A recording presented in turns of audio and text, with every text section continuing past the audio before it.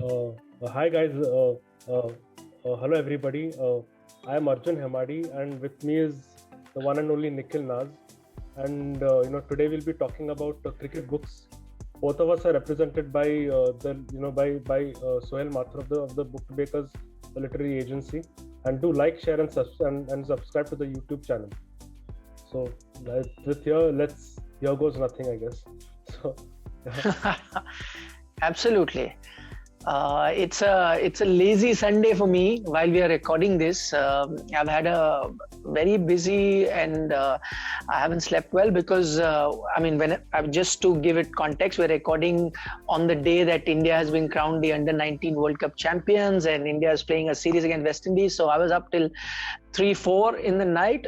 Yeah. And then had to be here early at 7. So that's why this coffee is keeping me going, and I hope the conversation is as stimulating as the caffeine in my coffee. Absolutely, I'm sure it will be.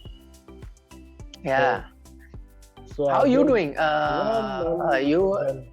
So I'm actually just a bit of background about myself. I'm a full-time finance professional. I work in a travel company full-time in the treasury division.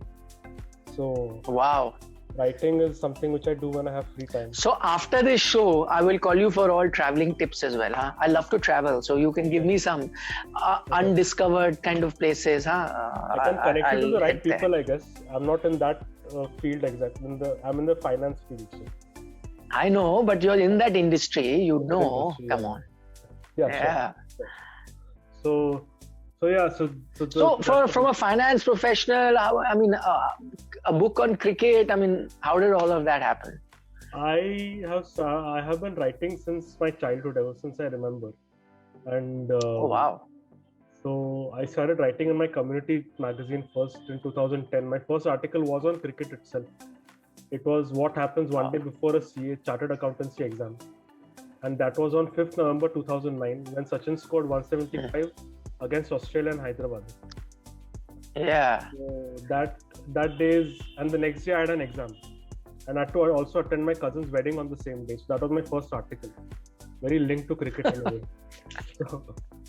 So that's how it all started, and I've been a fan of the game. Ever since I remember. 96 was the first World Cup which I saw. So yeah. So I remember Vinod Kambli crying. I remember that live. Semi-final. What a heartbreaking semi-final that was. That World Cup was a little sad, I think, for me. I don't get happy memories thinking about that World Cup. Come on, Bangalore game. Such a happy memory game. Still remember Ajay Jadeja whacking Waqar Younis. What a memory. I was a Sachin fan. Venkatesh Prasad getting. I was a Sachin fan. So but India... And India's above everyone else. Yeah, India beating Pakistan in Bangalore. I was 7 years old at that time. I was very young. Oh, I was in my 12th. It was my 12th, the board year of 12th that year. Yeah. So, in fact, I remember the other semi-final.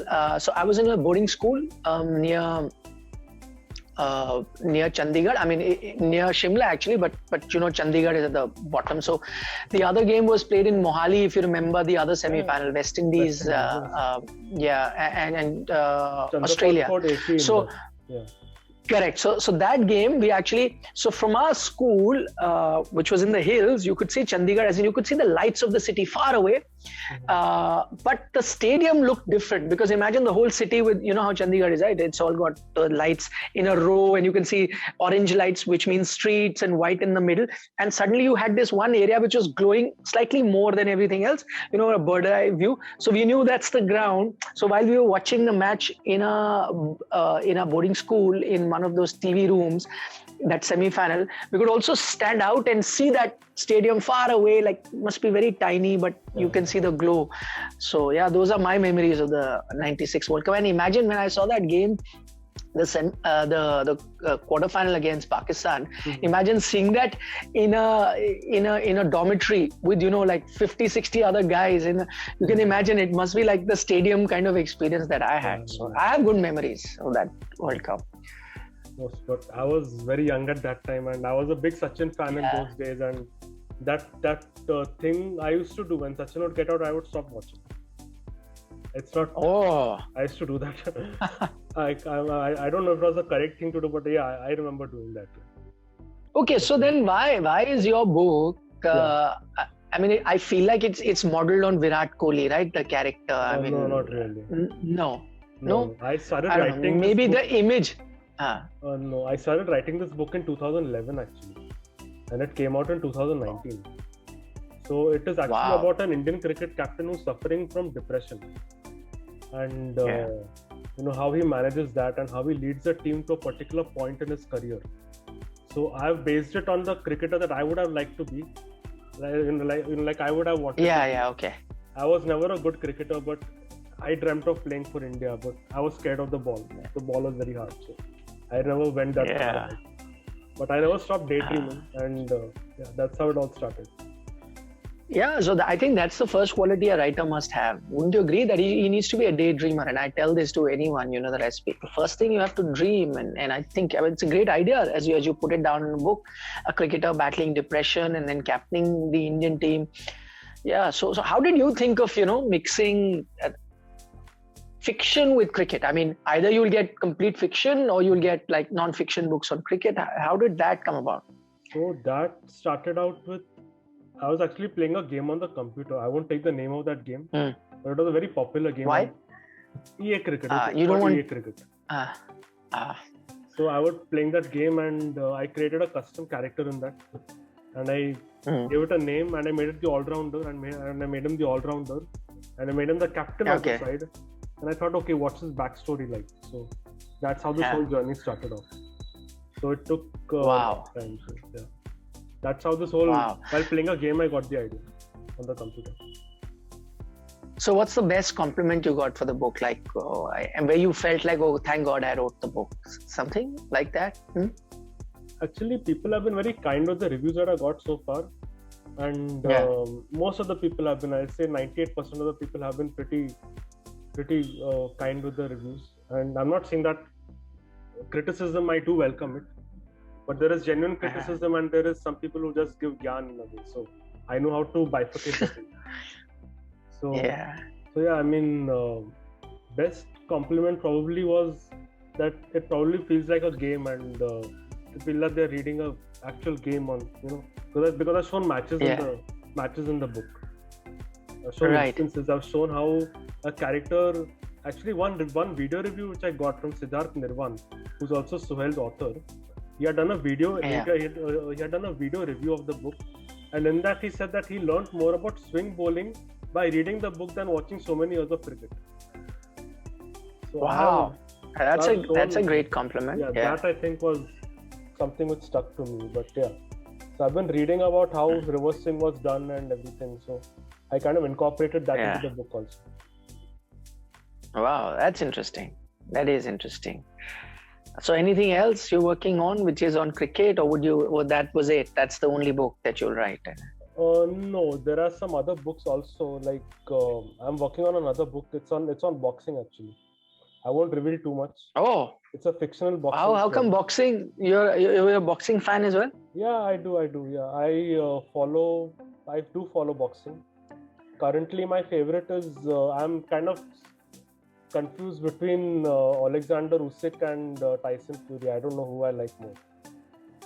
Oh, Tyson Fury's story of battling depression and coming back is also very inspirational to me. And Usyk is a very technical and very, very good boxer actually.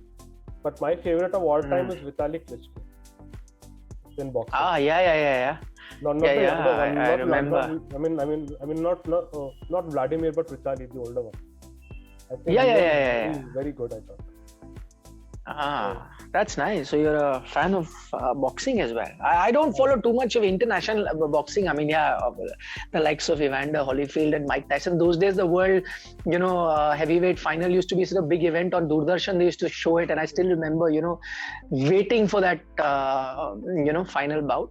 But I followed more of Indian boxing, like our Indian boxers are far more, which is amateur boxing, not professional, but that followed a bit more.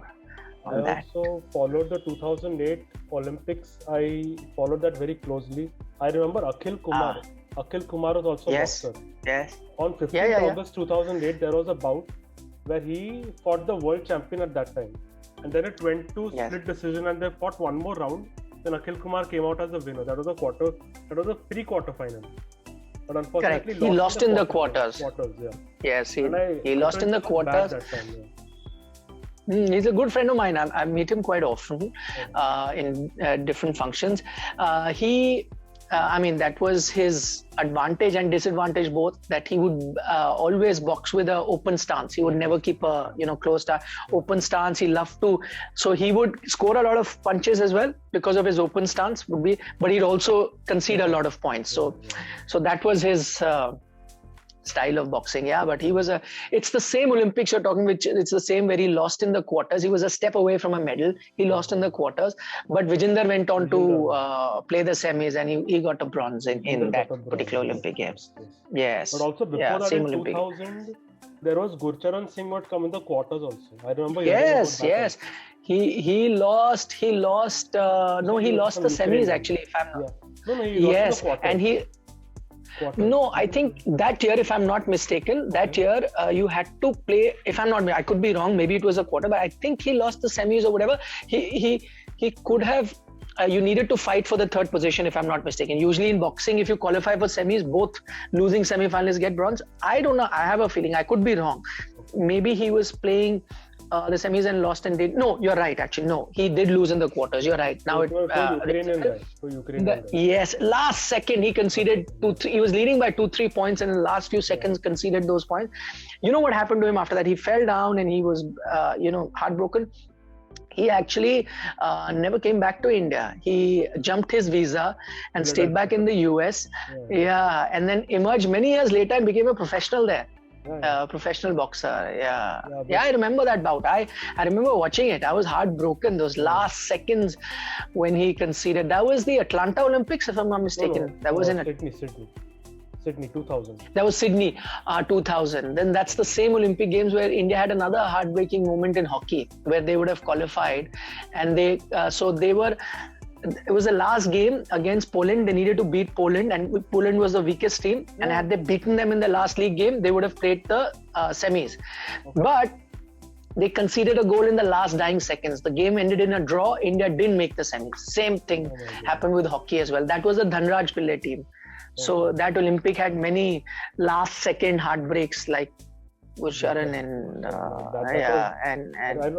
I remember reading about that, of watching it, but the highlights I must have seen, because that image of him got blooded, his face got blooded and everything.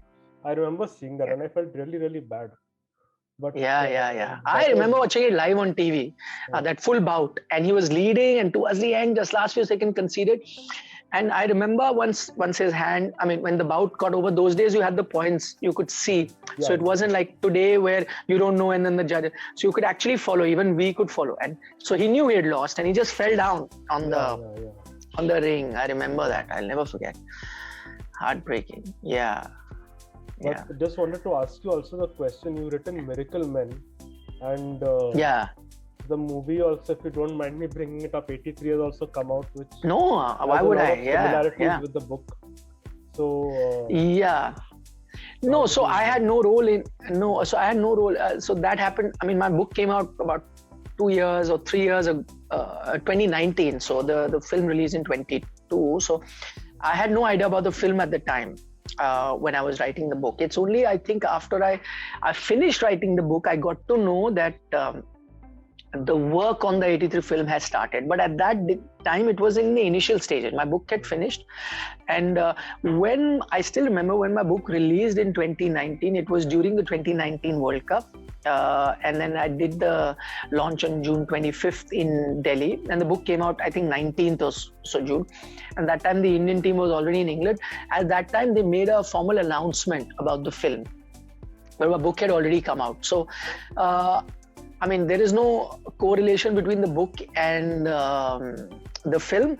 Of course, because you're writing about the same event, there will be certain things that will overlap, as in the things that I may have mentioned, because at the end of the day, you spoke to the same players. So when I did my book, I spoke to members, about 7-8 members of that World Cup squad. I didn't speak to all, but about 7-8, and I constructed my story from there, and then doing a lot of other research. Because I'm a journalist, I have a lot of access to archives and things like that. in terms of newspaper archives, magazine archives. So I referred to a lot of those things. And so that's how I wrote my book, after having spoken to players and then getting access to those archives. But the film also, because they spoke to the same place, so I'm guessing some stories would have been overlapping. But all in all, I mean, I'm not saying it because I wrote the book. A book, and it's not a question of me writing or someone else making the film. It's just, I think, the difference in the medium, that the book is far more elaborate, and a film can only have very limited. In fact, just about a week ago, I was on another podcast with a UK-based stand-up comedian, and he did a podcast on my book after the 83 film came, and he said that, I saw the film, but I missed all the intricate details of, which they could have mentioned. It wasn't in the film, and the film just went by. And so in that case, I mean, since he didn't come from a video background, and I come from I've written a book, but I come from a video background because I've done all my life on TV. So I tried to explain on that podcast that it would have been tough, even if I was a director or the script writer of that film. It would have been very tough for me to incorporate everything. At the end of the day, you have 2.5 hours to tell your story on TV. And the 83 World Cup is such a fascinating story, which I realized while writing the book, that there is no way I can fit everything in the 2.5 hour story, which is why I say I'm lucky. And I tell a lot of people, people say, oh, now, the film has come and so it'll hurt the book sales, or the book was there, so it'll hurt the film. I said, it's nothing like that. They're two completely different mediums, and in fact, hurting each other's sale. In fact, they're going to help, because someone might see the film and would be wanting for more. And if you want more, you'll only get it in a book, because in the book you can get your hands dirty, get down to the minutest, deepest details, which is what I tried to do in the book. And so, which is why I tell a lot of people. And whenever I spoke to a lot of these OTT guys and stuff, I said 83 shouldn't have been made into a film. 83 should have been made into a web series, because it has so much material to make it into a web series. It would have been so elaborate. What happens in a film, by the time you get soaked in, it finishes and you're just skimming through the surface. There is so much in depth. I don't know if you remember, you're a cricket fan. I mean, you remember the Bodyline series, and we used to have it on Doordarshan, the episodes. I don't know if you saw, but I've seen it. You saw it. So me growing up, on Doordarshan, it used to come in. We saw. I thought that this could have been like that, like a series or whatever, 8-9 episodes, whichever way you look at it, and that would have been better. But I mean, still, film was a good attempt at the story, I felt. Bodyline, I remember I remember two particular sequences. One sequence is when a fast bowler's ankle gets twisted, but he has to switch. His captain tells him that everybody wants you to fail. That I remember. Yes. And Bradman getting out bowled, and then he goes into the crowd. That I remember. Actually, my parents used to watch that, so I used to sit next to them and probably watch it a bit. So I was very young at that time. I just have vague memories of it, but I remember it. It was pretty well made, I thought. Oh, very well made. Douglas Jardine, I mean, the actor, I still have his face in my mind. Yeah. They showed him like the shrewd English captain who would want to win at all costs, sort of a thing. So that was a great series. And so it's been a long time since I revisited. Actually, I only saw it when I was a young kid, when it used to come on Doordarshan. But now that you talk about it, maybe I'll hunt down everything nowadays you get on YouTube or some sort of platform. So I'll probably go and see it as well. Yeah. What about you? How did you do your research? I mean, it's interesting that you go into depression and things like that, and then mix it with a sport. So depression, I mean, I have personally gone through it a few times myself, and that is something which I have a personal experience with. And also, I didn't want to write any physical ailment, because everything that had to be written, injuries. With Yuvraj Singh, he's written a book on his journey back from cancer. Yeah. Everything has been written on the physical part. The mental part is something which I thought we did not really talk about in sports, at least. So I decided to have that one. See, I mean, when you're writing especially a fiction book, there must be one conflict which is there. And that conflict, I believe I like to keep, which I understand. So I understood what depression is. So, and how it changes the person, how it affects that person. So that, and research was, I used to research inadvertently during the lunch break, reading something. I love cricket, so I'm just having lunch and I'm reading something. So I'm thinking about what the batsman's stance would be like, and I would read about like the stance of the actually the main character in this book is an all-rounder. So, and the stance I like players who are not very attractive to look at, but who are very impactful in the way that, you don't know when they score 70, 80, they just get it done in a day. Like, for example, there are some players, who just hang around the whole day and they'll do something. So I wanted that kind of player who goes under the radar kind of thing. So, and I did a lot of research on, as I said, how to swing the ball, and reading about old ball, new ball, and saw a lot of videos about that. That I kind of incorporated that. So, and also my dad, he's no more now, but I got a lot of my knowledge from him. So he would teach me out, like one side shiny, one side rough, and then after a few overs, the ball does some things. Reverse swinging. Which it usually does not do. So then the reverse swing takes more effort to do. All those things I remember reading. So these things are, the research was inadvertent. It just happened without me even realizing it. Nice. Yeah, you have to. For me, researching about cricket wasn't tough because that's my day job, right? I do it day in and day out. So not the intricacies of the sport is something that I didn't need to, but I had to go back in that time phase where, I myself was like 3-4 years. So I have no recollection of that event happening. So I had to rely on a lot of archival material and speaking to people that were around at that time to recreate it. And see, also the other thing I found very interesting is that even with the players, we sometimes forget. So just because I've got access to these guys who were the protagonists, who were part of that, doesn't mean I'll get the true picture, because even their versions have been different. So that's the most interesting bit. So the one particular thing, one player said something, the other, because you've got to realize, over time, your recollection of event changes. So you and me may have done a holiday 20 years ago, but when we sit 20 years later and look back and reminiscent about those, moments, it'll be completely different. You may remember certain things differently, and that's exactly what happened. I mean, imagine I'm interviewing the players and then I would get different versions from them. So then I had to streamline that by looking at a lot of, old articles. Again, journalist's perspective is very different. So all of that was the interesting bit while I was researching. So not so much about cricket that I had to look into, more about the atmosphere. And what I tried to do in my book, not just create the cricketing atmosphere, but the social atmosphere at the time. Like now you go to England, and how Indians are in England is very different to what Indians were in the 80s. So I wanted to recreate that. I wanted to recreate the political atmosphere in India and in UK at the time. So that was another thing that I enjoyed researching, because those are things that I didn't know. Cricket came very naturally because I've been a sports journalist, all my life. So that wasn't tough. But what was the toughest part for you about writing the book? What is the one thing that you completely hated? Editing. Editing is tough. Yeah. I wish I could skip that, but I can't. One should not also. One should be very in the editing. Yeah. And I realized that after my first novel, I've written a novel before this. It's a romantic comedy of a chartered accountant. It didn't do that well. A lot of the problem was with the editing sometimes, I thought. So after that, when I was writing this one, I was like, I have to make the editing perfect. No mistakes in the editing should be done. So editing is something which is painful, but I have to do it. True. I mean, they say most of the writing is just rewriting. So, rewriting is the actual writing process. Yeah, it is tough. I agree with you on that.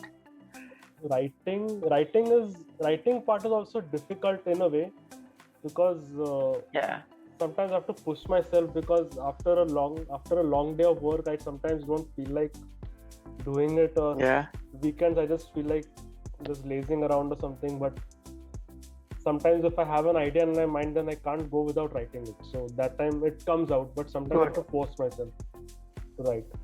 But other than that, the marketing is something which also I enjoy nowadays, but not earlier.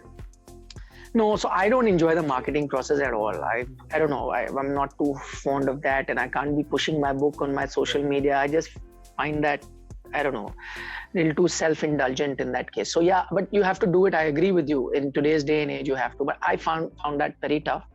Not so much.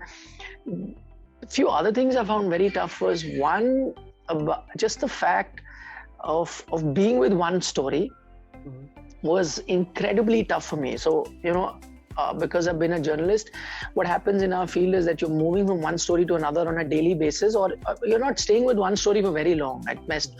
So, if this is the flavor of the day, it'll probably be the flavor of the week, and then it's gone. Something else comes up, then it's gone, something else comes up, and you're moving forward. So your attention span reduces in that sense, because you like to move from one thing to another. But in the book, the thing is, you're staying with one story for whatever, 4, 5, 6 months, whatever time you're spending in researching, writing that book. And that's an incredibly long amount of time to be with one subject. So I think that took a toll on me, to just be with one story. And the thing is, your mind races faster, the story races faster in your mind, but the whole writing process and putting it down on paper is much slower. So there is a disconnect there.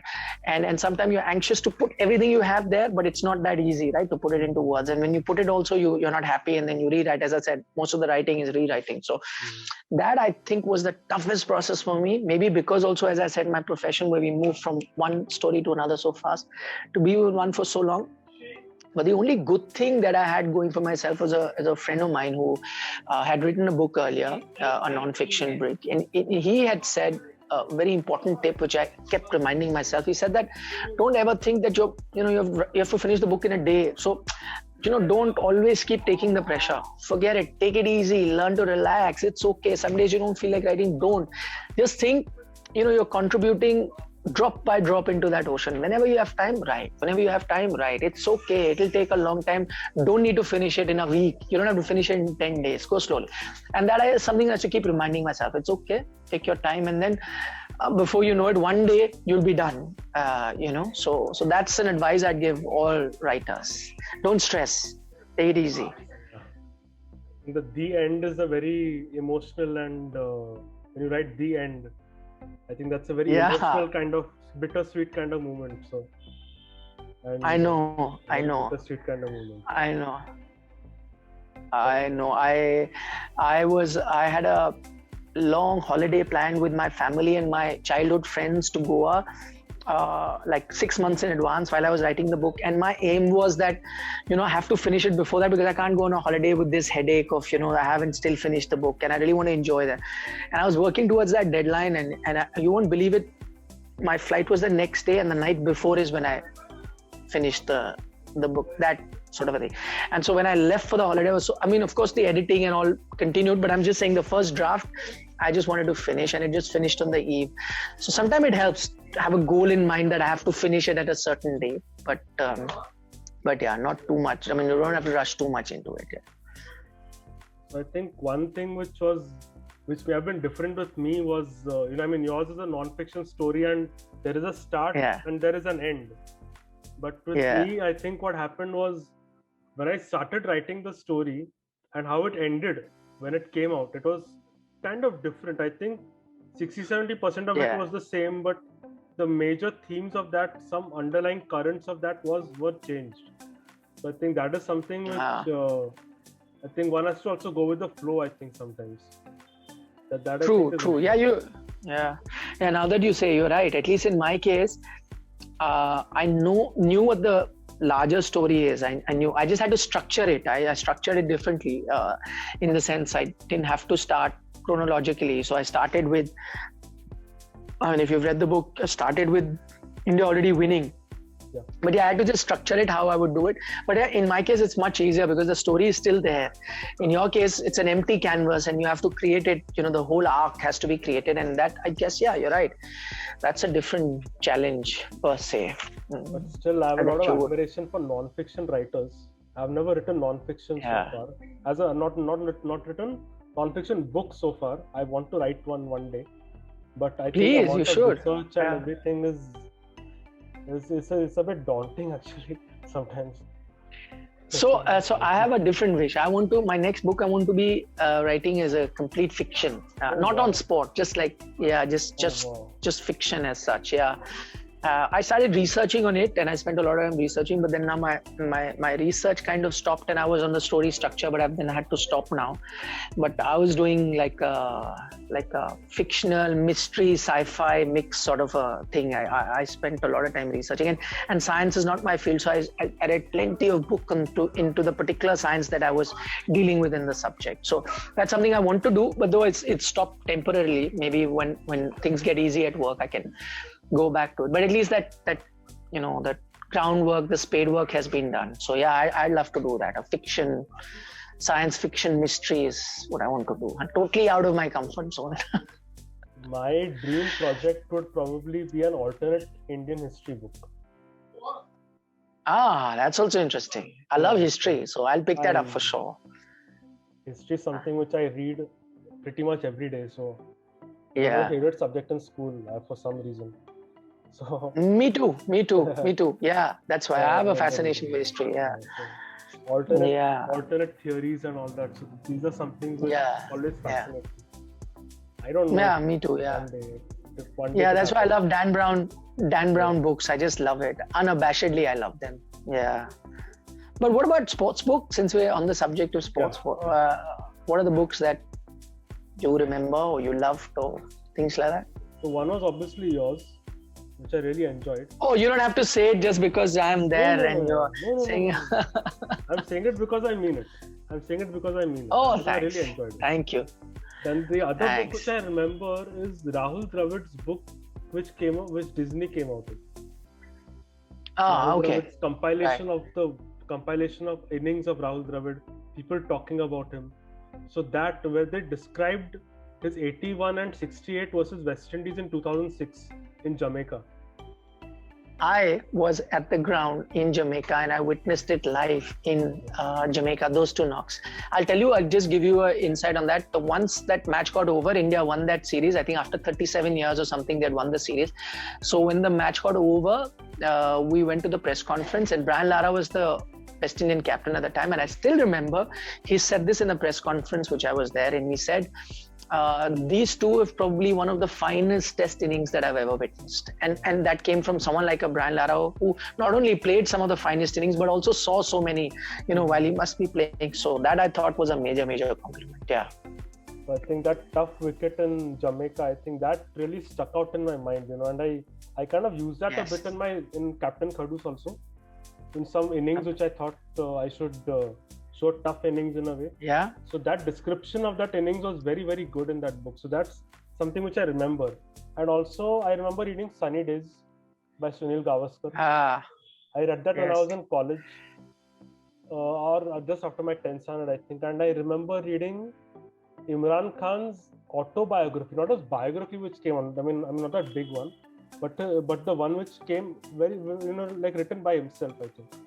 So in that he showed why he did well under a bowler who was a captain. Why batsmen may not really understand how much to push a bowler. I think he had written something like that. So that's why, if I may digress a little bit, right now, if I were asked who should be the captain of India, I shall say Jasprit Bumrah. Because to me personally, I think a bowler is somebody who plans so much. He has to plan in his mind 20 wickets and everything. He will know how much to push the bowlers. Because I remember reading, and that is something which really stuck in my mind. According to me, he was somebody who thought a lot, thought a lot about the game. I thought that he was a great cricketer.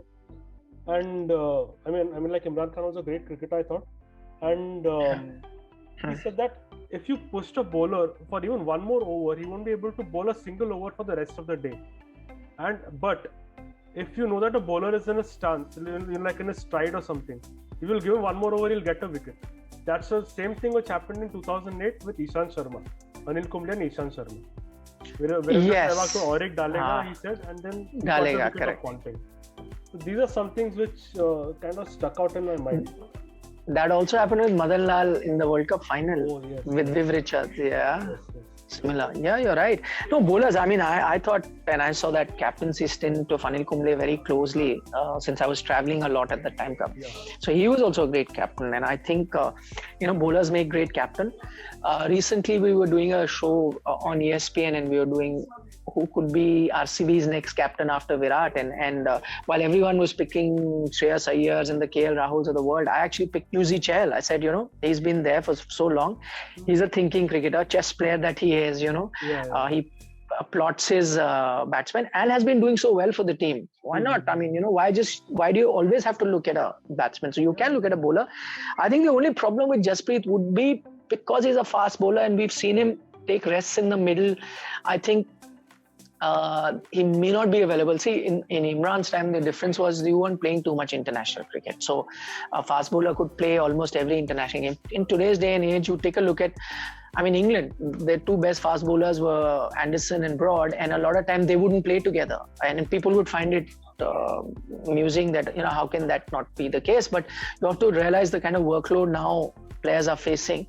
So in which case now you have the West Indies series where Jasprit has been rested, right? So I think that's the only thing that goes against a fast bowler at the moment, that if he's not going to be available on every series, can you have him as a captain? But other than that, I see no reason why bowlers can't be looked as captains. Actually, Anil Kumble is my favorite captain of. Yeah, he was very good. I really like. Yeah, him. very good. I really like. Completely underrated. Underrated. I'll say forgotten. I agree. Also. People don't even. They're like, he was there for only 1.5 years, but I thought what he did in that time. Yes. I remember watching that Australia series. Yeah, that Australia series. I'm getting goosebumps right now talking about it. I remember seeing that live. Yeah. Very intense, absolutely.